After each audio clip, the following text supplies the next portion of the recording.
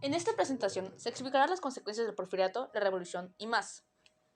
Explicaremos sobre cómo el porfiriato desencadenó cambios políticos, sociales y culturales en la nación de ese entonces. Y explicaremos los principios revolucionarios en el conflicto, los triunfos sonorenses, la transformación institucional, la definición entre un grupo popular o populista, el desarrollo de un libre comercio y la reducción del Estado.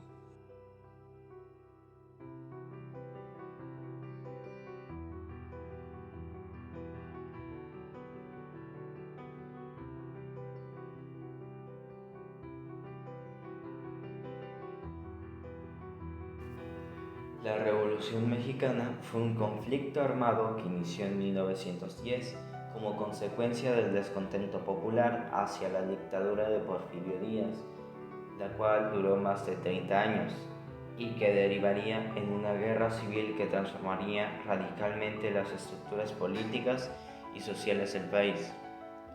Todo da inicio desde el Porfiriato, con el Plan de Tuxtepec. Este plan buscaba destituir el gobierno de Sebastián Lerdo de Tejada, ya que se había reelegido.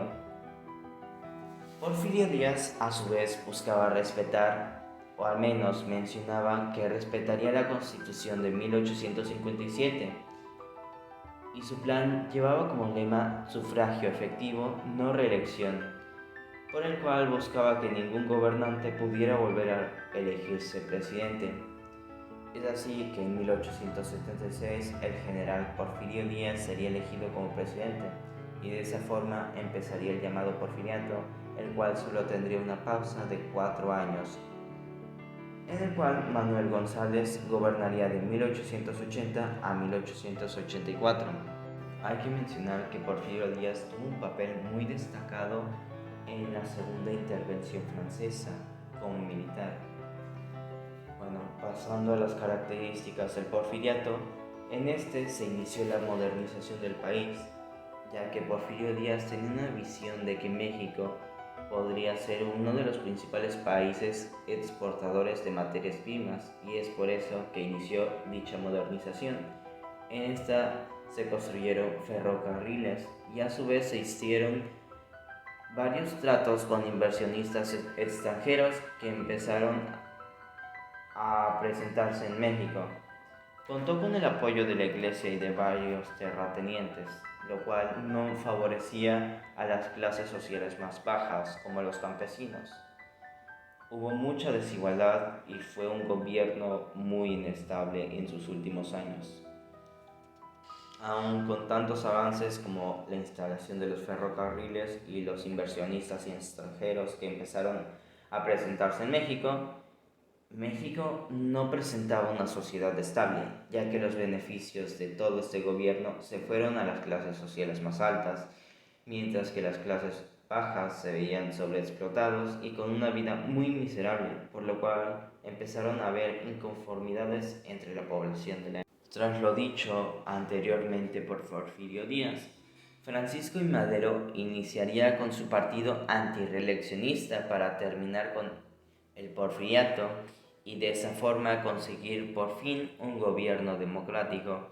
Pero Porfirio Díaz se daría cuenta de que Madero ganaría, así que lo mandó a encarcelar y de esa forma seguiría siendo el presidente.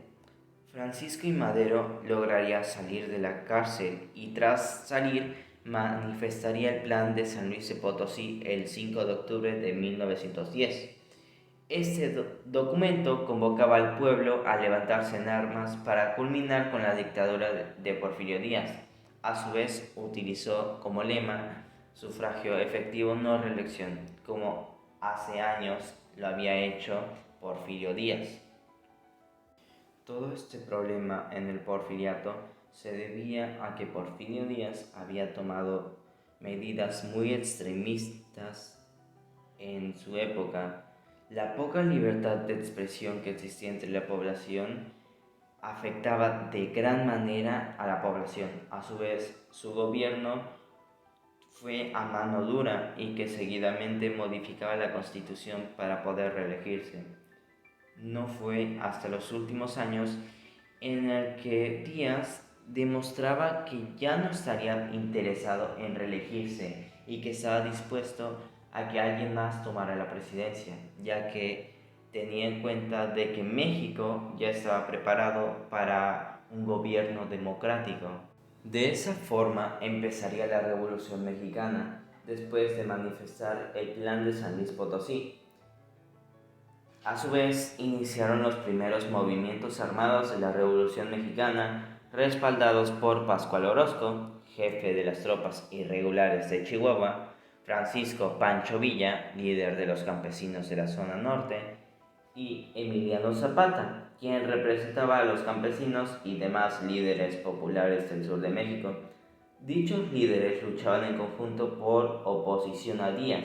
Sin embargo, no eran aliados, ya que cada uno reclamaba las necesidades particulares de los pueblos que representaban, por lo cual se enfrentaban a Porfirio Díaz y buscaban el objetivo, junto a Madero, de culminar con el porfiriato. Todo acabaría el 21 de mayo de 1911 en la toma de Ciudad Juárez, lugar en donde se firmaría el Tratado de Paz denominado como Tratados de Ciudad Juárez. De esta forma culminaría la dictadura de Porfirio Díaz, se restauraría la Constitución y se establecería el sufragio popular planteado por Francisco y Madero. Esto no acabaría aquí, ya que uno de los principales problemas en el porfiriato fueron los terratenientes y las tierras que les fueron arrebatadas a los campesinos, quien Francisco y Madero prometería devolverlas si se unían y lo apoyaban a él. Y bueno, una vez restaurado todo el gobierno democrático, no logró conceder esto, así que se elaboró el Plan de Ayala. El Plan de Ayala fue una proclamación política de Emiliano Zapata. En esta se desconocía el gobierno de Madero y se buscaba recuperar las tierras trabajadas por los campesinos, ya que Madero no había podido devolverlas. A su vez, Madero pedía que Emiliano Zapata licenciara sus tropas, pero este no aceptaría, ya que, como mencioné anteriormente, no había llevado a cabo la reforma agraria que ellos exigían. Tiempo después, Zapata firmó el Plan de Ayala el 28 de noviembre de 1911, en el cual desconocía el gobierno de Madero y hacía un llamado al enfrentamiento armado para recuperar las tierras trabajadas por los campesinos. En ese entonces se popularizó su lema: la tierra es para quien la trabaja. Por otra parte, en el norte de México, el general Pascual Orozco y su ejército también se levantaron en contra del gobierno de Madero y desobedecieron sus órdenes, ya que estaban inconformes con las reformas llevadas a cabo. Como respuesta, Madero envió al general Victoriano Huerta a enfrentarse con las tropas de Orozco. Huerta salió victorioso y se ganó la confianza del presidente Madero, pero esto no culminaría de una buena manera, ya que Victoriano Huerta tendría otros planes en mente. Pero todavía hubo otra etapa en la revolución, y esa fue la decena trágica, la cual fue un golpe militar que recibió el gobierno del presidente Madero entre los días 9 y 19 de febrero de 1913. Este fue organizado y liderado por los generales Manuel Mondragón, Bernardo Reyes y su grupo de militares. Victoriano Huerta había sido puesto a la cabeza, puesto que anteriormente había ayudado a Madero, pero con lo que no contaba Madero es que anteriormente este había firmado un acuerdo con el embajador de Estados Unidos, Henry Lane Wilson, quien se uniría contra Madero para que Huerta pudiera tomar el lugar de Francisco y Madero. Finalmente, tras varias batallas, todo terminaría con el arresto del presidente Madero y el vicepresidente José Mariano Pino Suárez, quienes fueron asesinados el día 22 de febrero de 1913. Todo esto terminando, o mejor dicho, culminando con Victoriano Huerta como el presidente de México y se convirtió en dictador al anular la libertad del pueblo por medio de la fuerza militar. El gobierno de Huerta solo duró 17 meses y esto es debido a que líderes como Carranza, Villa y Zapata luchaban en contra de él para restablecer el gobierno en México, un gobierno democrático. Y bueno, tras estos 17 meses pasó la renuncia de Huerta a la presidencia y de esto derivaron diferentes desacuerdos y acuerdos entre los líderes Carranza, Villa y Zapata, por lo que se realizó la Convención de Aguascalientes en noviembre de 1914 y de esta derivó la Constitución de 1917, en el cual se plantearían cosas como la libertad de culto, expresión y asociación, enseñanza libre y laica, y la jornada de máximo 8 horas. A su vez, esta ya no permitiría la reelección. Y es así como culmina la Revolución Mexicana, siendo uno de los conflictos más importantes en la historia de México.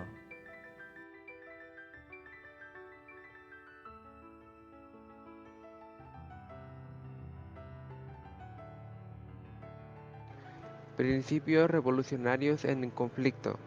Tras la muerte de Francisco I. Madero, eso sumió a los caudillos revolucionarios.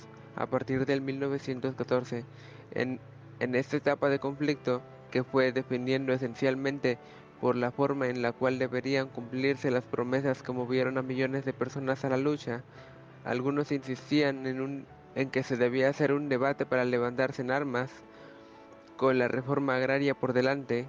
Otras personas planteaban la previa y necesaria formulación de la Constitución de 1857. Personas tales como Venustiano Carranza, Álvaro Obregón o Plutarco Elías Calles tenían un interés que era racionalizar el poder político a través del sometimiento de los ciudadanos al imperio de la ley. Si lo decimos de una manera más sencilla o de otra forma, buscaban que incluso los gobernantes solo pudieran actuar como la ley lo autoriza, de la manera y con los efectos para los fines previos. Al final, lo que ellos defendieron, que era constitucionalismo, se alzó con la victoria. A eso se daría como resultado la promulgación de la Constitución del 1917, que es la que nos rige actualmente. Cronología política de México en el siglo XX. En México, durante el año del 1910 al 1926, pasaron cosas tales como la Revolución Mexicana, que fue en 1910, que fue una secuencia extendida de conflictos regionales armados en México.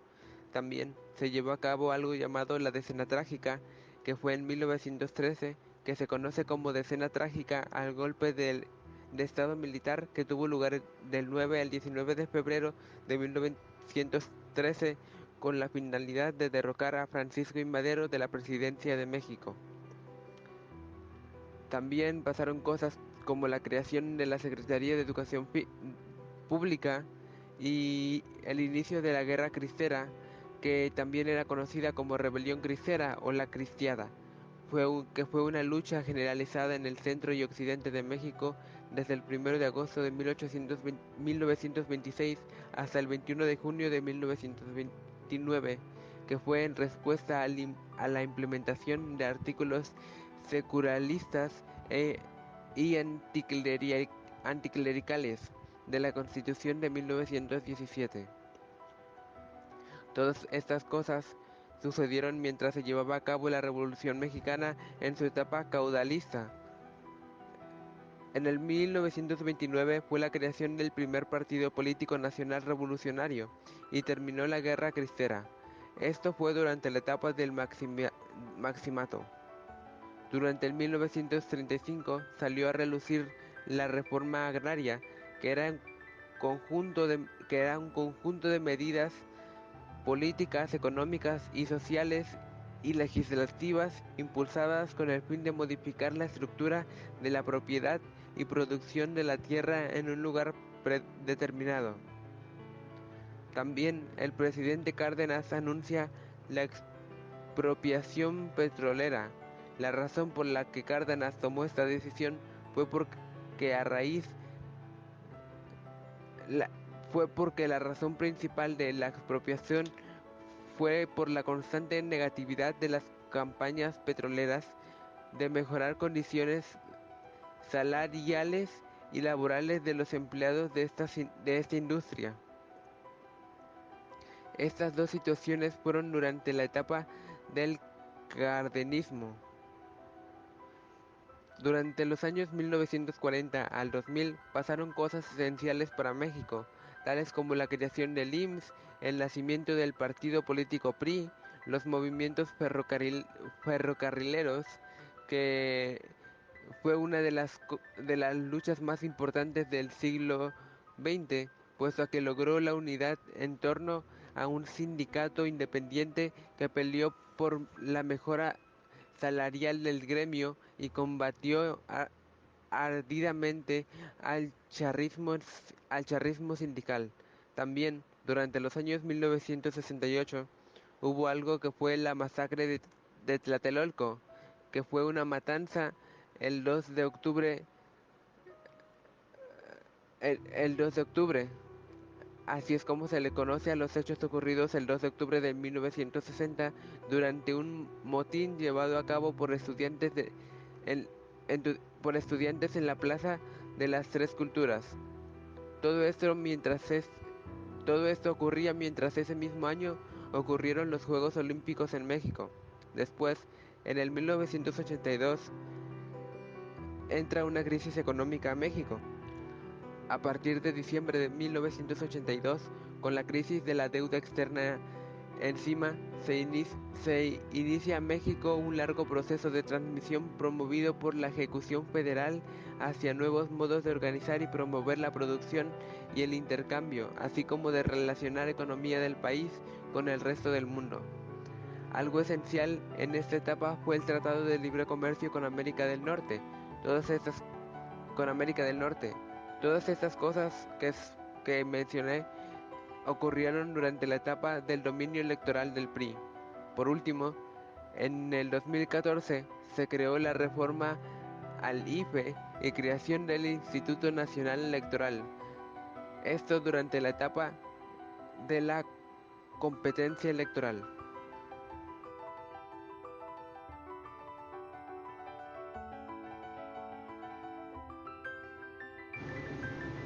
Triunfo sonorense. La Constitución provió el marco legal para reorganizar el Estado nacional y crear nuevas estructuras o administraciones, pero esto no evitó que se crearan nuevos conflictos sociales. Así que México entró en la etapa caudalista, que se extendió por muchos años más debido a las diferencias sustancial entre las constituciones carrancistas y los sonorenses, puesto a que los primeros tenían vínculos históricos con el régimen porfirista, el régimen de Porfirio Díaz, mientras los segundos eran encabezados por clases medias más alejadas del porfiriato. Tras la muerte de Carranza, los sonorenses se harían con el poder e integraron a los seguidores de Villa y a los seguidores de Zapata al proyecto, mientras continuaban aplastando a las personas que no estuvieran de acuerdo con lo que ellos querían hacer, para así asegurar la estabilidad económica que fue consolidada primero por la puesta en acción de la reforma agraria, y que más adelante, con la asociación entre la Confederación Regional Obrera Mexicana y Plutarco Elías Calles, llevarían a miembros de la organización a ocupar puestos como gobernadores o secretarios en ramas gubernamentales.